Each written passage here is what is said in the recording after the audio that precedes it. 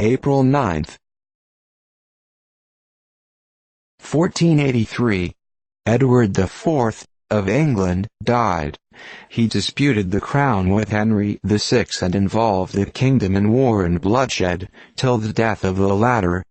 When he ascended the throne unmolested, he became a voluptuary, and died from excessive eating. 1483. Drive Shaw, brother to the Lord Mayor of London, preached a sermon on the text "Bastard lips shall not thrive." It was not productive of many converts. 1547. Edward VI succeeded to the throne of England on the death of Henry VIII. 1589.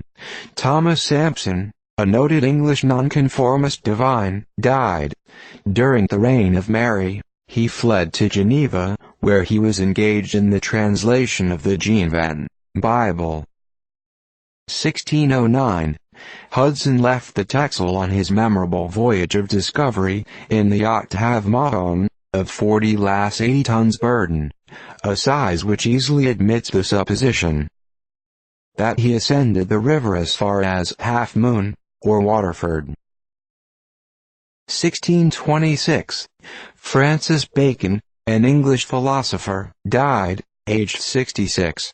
At the age of 13 he entered the university, where he made the most astonishing progress in all the sciences then taught, and at the age of 16 attacked the Aristotelian philosophy.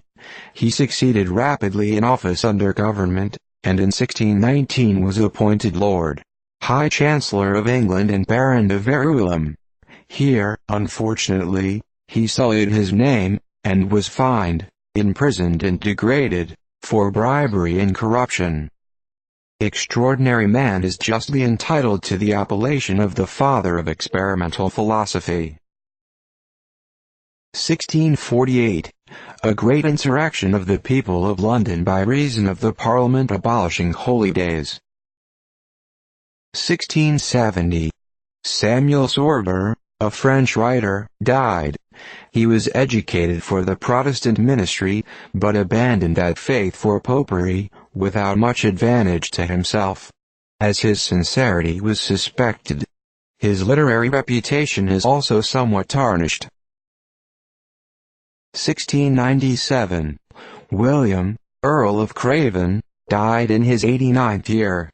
The nobility of England are famed for longevity.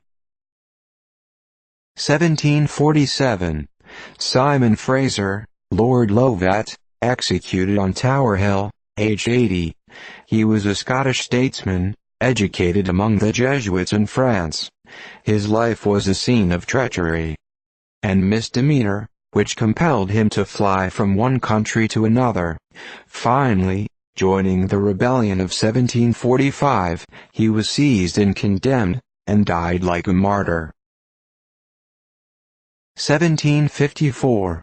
Christian Wolff, a Prussian philosopher, died. In consequence of a Latin oration on the Chinese, which gave offense to the clergy, he was expelled from the country. But the honors conferred upon him by other countries led to his recall by the king, when his merits were duly rewarded, and his former injuries obliterated. His whole life was devoted to advance the interests of science and virtue. 1759. Nicholas Hartinga died, an eminent English scholar, and author of some Latin poems. 1761. William Law, an English dissenting divine, died. He is well known as the author of the Serious Call. 1780.